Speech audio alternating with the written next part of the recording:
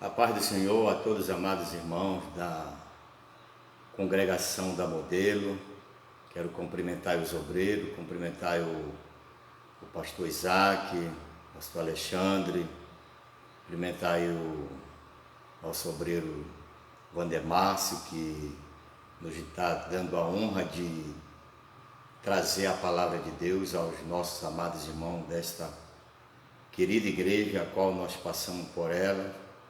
E hoje temos saudade da amizade que fizemos aí com vários irmãos dessa igreja. Eu quero nessa oportunidade compartilhar com os amados irmãos do Templo da Modelo, o texto sagrado que se encontra no capítulo 4 de Mateus. A epígrafe diz assim: a tentação de Jesus. Vamos ler. Você que tem Bíblia aí, procure na sua Bíblia. É o primeiro livro do Novo Testamento. Aqui esse texto é o momento em que Jesus está se preparando para iniciar o seu grande e poderoso ministério na terra. Diz assim: a seguir foi Jesus levado pelo Espírito ao deserto para ser tentado pelo diabo, e depois de jejuar 40 dias e 40 noites teve fome. Então o tentador, aproximando-se, lhe disse: se és filho de Deus, manda que essas pedras se transformem em pães. Jesus, porém, respondeu: está escrito, não só de pão viverá o homem, mas de toda a palavra que procede da boca de Deus. Então o diabo levou a cidade santa e colocou sobre o pináculo do templo e lhe disse: se és filho de Deus, atira-te abaixo, porque está escrito, aos seus anjos ordenará a teu respeito que te guarde. Eles te susterão nas suas mãos, para não tropeçar em alguma pedra. Respondeu Jesus: também está escrito, não tentarás o Senhor teu Deus. Levou ainda o diabo a um monte muito alto, mostrou-lhe todo o reino do mundo e a glória deles. E lhe disse: tudo isso te darei, se prostrado me adorares. Então Jesus lhe ordenou: retira-te, Satanás, porque está escrito, ao Senhor teu Deus adorarás e só a ele darás culto. Com isto deixou o diabo, e eis que vieram os anjos e o serviram. Amados, como é que começa uma tentação? Como é que ela funciona, uma tentação? Primeiro temos que entender uma coisa: Deus não tenta ninguém. Quem tenta é Satanás. A palavra aqui, tentação no grego, quando diz assim, que o Espírito, levou Jesus ao deserto para ser tentado. Preciso ir lá para o original, lá para o grego, onde foi escrito o Novo Testamento. E você, quando for meditar, for ler, você vai descobrir que a palavra aqui, tentado, significa provado. Tá? Então, o Espírito Santo, ele não levou Jesus ao deserto para ser tentado. Por quê? Porque Tiago, capítulo 1, versículo 14 e 15, está lá, diz assim, que Deus não tenta ninguém. Cada um é tentado quando atraído pela sua própria concupiscência, pela sua própria cobiça, pelo seu próprio desejo. Então a tentação, ela começa dentro de nós. No caso de Jesus, as tentações que ele sofria não começavam dentro dele. Por quê? Porque Jesus, ele não tinha uma natureza igual à nossa, uma natureza pecaminosa, inclinada ao pecado. Não. Por quê? Porque ele foi gerado sem pecado. As tentações de Jesus, elas eram de fora para dentro. As nossas tentações, elas são de dentro para fora. Então elas começam dentro de nós. Tiago explica bem isso quando ele diz que cada um é tentado e atraído pela sua própria concupiscência, que é o seu próprio desejo. Tá? Pode ser um desejo normal, tá? Você pode ser tentado por um desejo normal, tá? E esse desejo normal, o que é um desejo? O desejo ele pode ser a necessidade de querer ter algo, de possuir algo, ou de usufruir de algo. Você pode usufruir de algo, sentir desejo de algo que é normal você querer ter. Só que aí que o inimigo perceber que você está com desejo de algo normal, mas você está encontrando dificuldade para conseguir esse algo normal, aí ele vai trabalhar para você realizar esse algo normal, esse desejo normal, de forma errada. Vou lhe dar aqui alguns exemplos. Nós temos algumas necessidades. Nós temos necessidade de se vestir, temos necessidade de comer, temos necessidade de beber, temos necessidade de termos relações sexuais. Isso é normal. O sexo é uma necessidade que Deus incutiu no ser humano. Agora, você que é solteiro, você pode sentir essa necessidade, mas você não pode realizar esse desejo, suprir essa necessidade fora do casamento. Aí você vai ser tentado, porque o inimigo sabe que você tem essa necessidade e todos nós temos esse desejo. E ele vai então trabalhar para quê? Para que você venha ceder a esse desejo, essa necessidade, antes de você casar.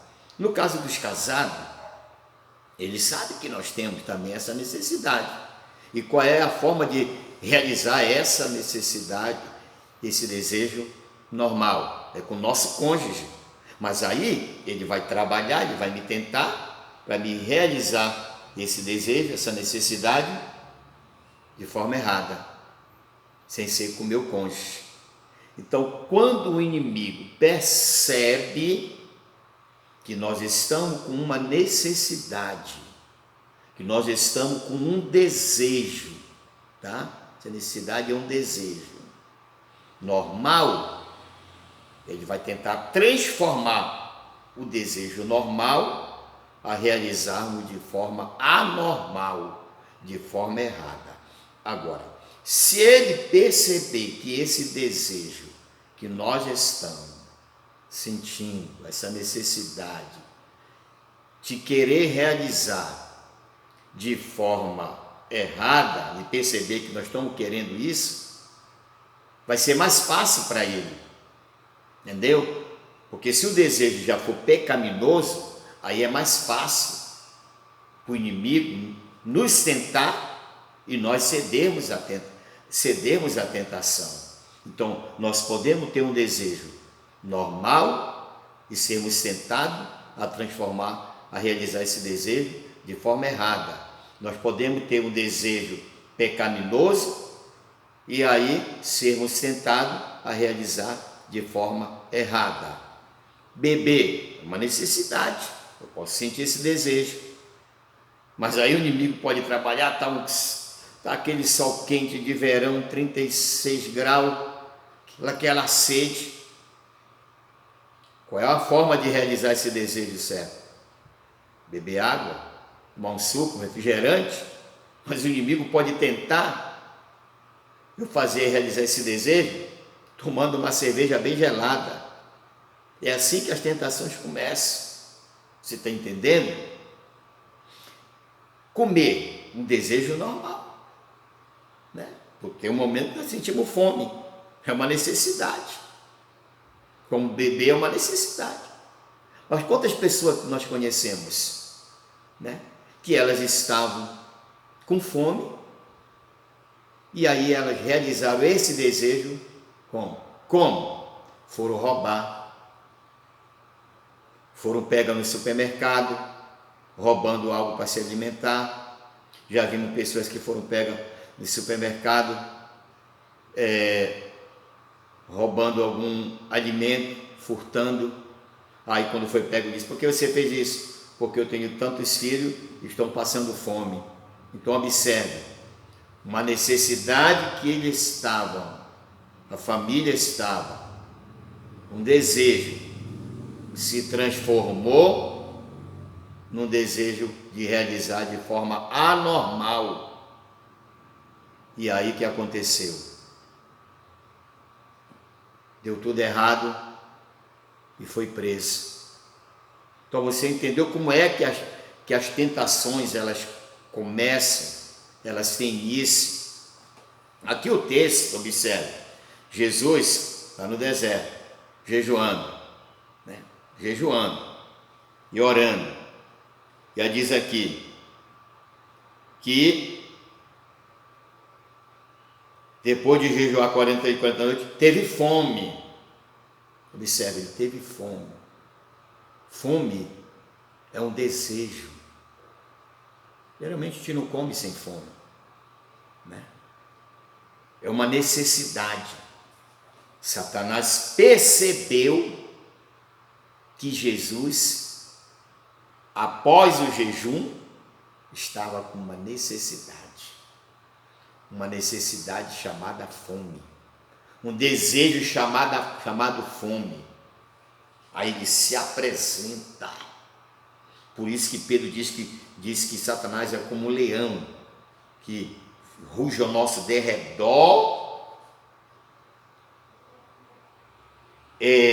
procurando uma brecha para nos tragar.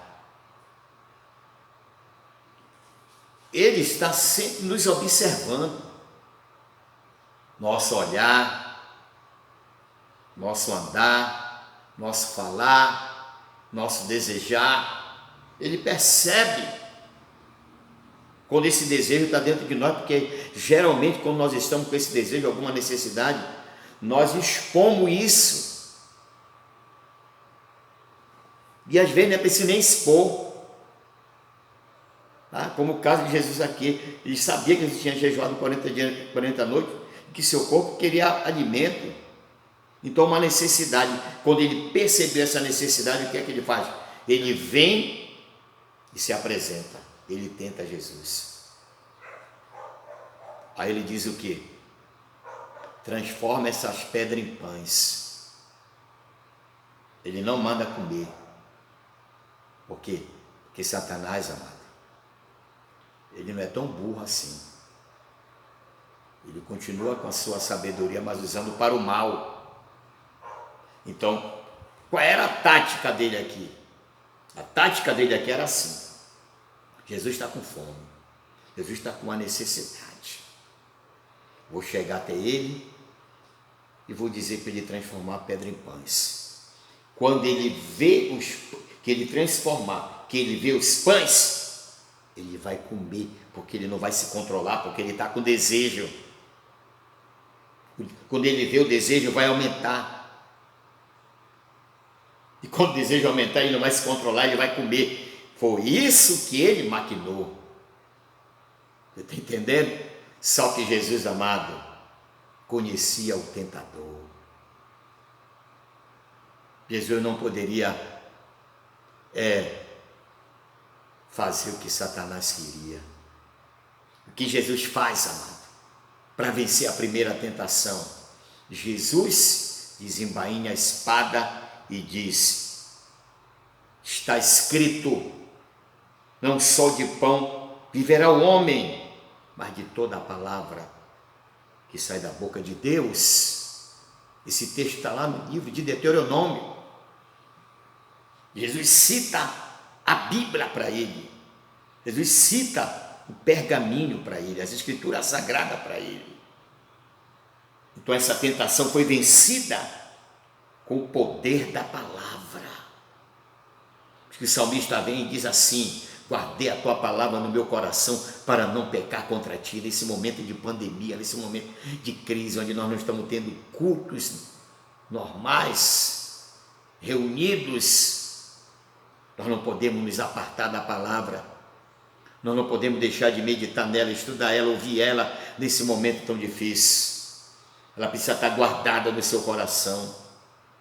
E quando você estiver sendo tentado, use ela para você vencer. Então essa era a tática de Satanás. Entendeu? Ele sabia que Jesus estava com fome, uma necessidade, um desejo. Mas pastor, como é que eu posso vencer? Se eu citar a palavra, Jesus citou a palavra vencer, mas às vezes a gente cita, mas a gente não consegue. Como é que eu faço para me vencer? Vou te dar uma outra dica. Você não está conseguindo?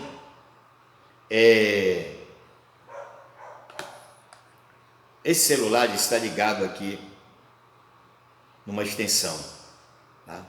Uma tomada. Ele está com uma carga mais ou menos de uns 8%. Eu emprestei esse carregador aqui de um evangelista aqui do lado. Eu estou aqui no templo. Esse carregador está alimentando o celular. Está alimentando o celular. Ele está transmitindo carga para a bateria. Então, essa carga está alimentando a bateria. Essa carga está alimentando a bateria. Tá? Quanto mais tempo passa, mais a carga vai subindo, mais a bateria vai ficando forte, né? Podemos dizer assim. Mas se eu quiser cortar a carga do celular, o que eu preciso fazer? Eu corto a fonte que alimenta a carga. Eu corto a fonte que produz energia. Isso é, eu desligo, né, o carregador do celular, tá? Ou eu tiro o carregador da tomada. Quando eu desligo o carregador do celular ou da tomada, eu cortei a fonte que estava alimentando a bateria, que estava produzindo energia para a bateria. Pastor, eu não entendi. Como é que eu faço para vencer a tentação? Corte a fonte que está alimentando esse pensamento pecaminoso. Corte. Já viu aquela frase que alguém diz assim? Aquilo que os olhos não vê, o coração não deseja. Quando você fica pensando muito numa coisa, sabe? Qual é a tendência? É essa coisa, aumentar o desejo do coração, porque você está alimentando. Então você precisa nessas horas ocupar sua mente com algo que venha cortar a fonte que está alimentando o desejo pecaminoso.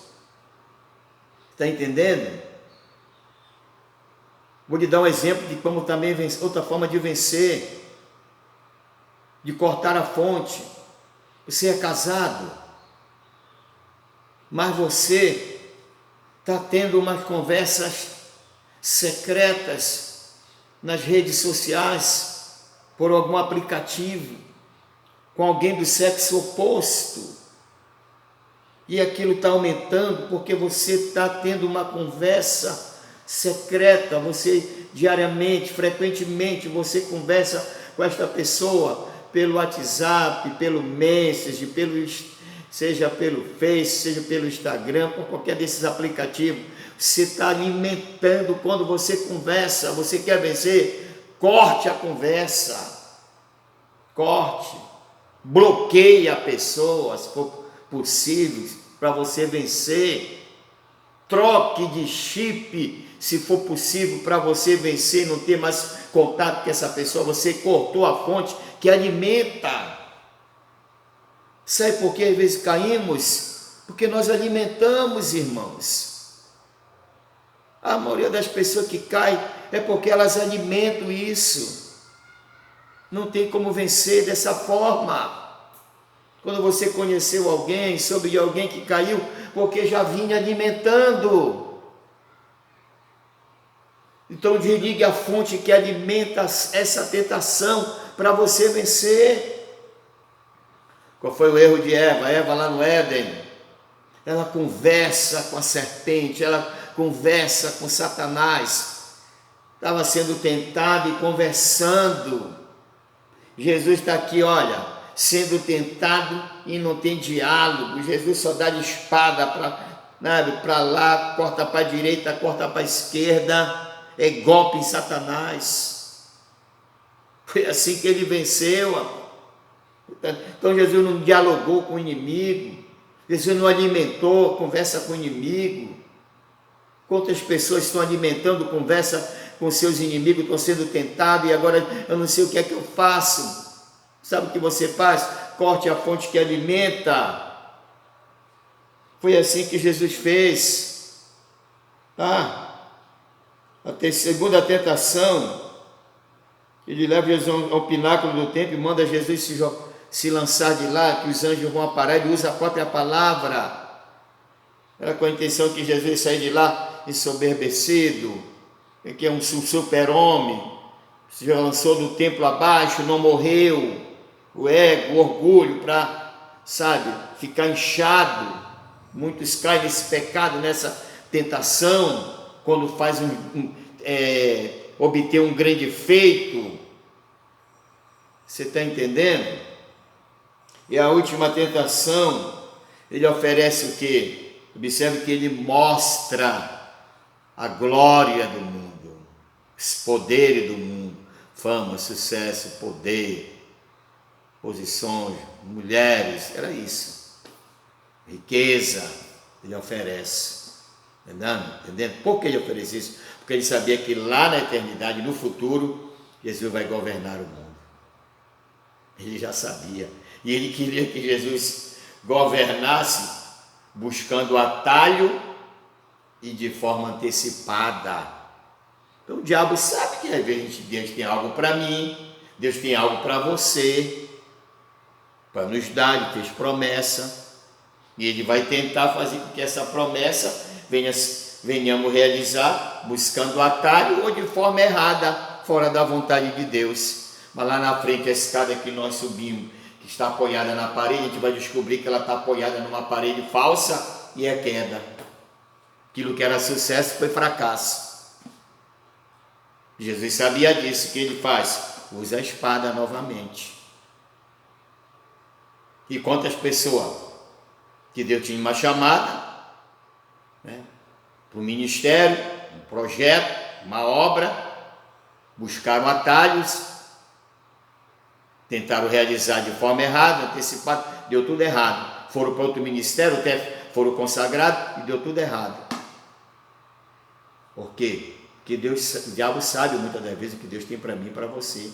E ele sabe também o que nós anelamos, irmão. Aqui, ele está oferecendo algo para Jesus sem sofrimento. Está oferecendo glória sem sacrifício. Está oferecendo fama sem renúncia. Está oferecendo reino, mas com poder efêmero.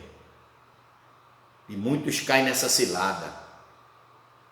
Porque ele sabia que Jesus subiria lá na frente ao Calvário, mas da onde ele estava até o Calvário, havia um caminho a percorrer. E até o Calvário haveria de ter renúncia, sofrimento, desprezo e rejeição. Para Jesus, então, na eternidade governar. Para Jesus, então, na eternidade, reinar. Então, ele está oferecendo algo para Jesus, sem sofrimento, sem renúncia, sem pagar preço. Muitos caem nisso. Então, ele está querendo dizer assim: Jesus, te dou isso aí tudinho, não é preciso ir para a cruz. Teu pai está te oferecendo isso, tudo isso que eu estou te oferecendo aqui, teu pai propôs para ti. Mas olha o que o teu pai propôs para te passar. Olha a cruz que tu vai carregar. Olha o sofrimento que tu vai passar. Então eu te dou isso sem tu passar isso pelo que o teu pai está te propondo. Muitos caem, vão em busca daquilo que vai trazer fama, vai trazer poder, vai trazer prestígio, vai trazer glória para si. Aí eles entram por esse caminho, um caminho sem renúncia, sem pagar preço, sem sofrimento. E eles conseguem. Lá na frente se arrebentam, quando vão perceber aquilo era cilada, e como Jesus vence com a espada e espera o tempo de Deus. Amém? Que Deus abençoe sua vida. Obrigado aí por tudo.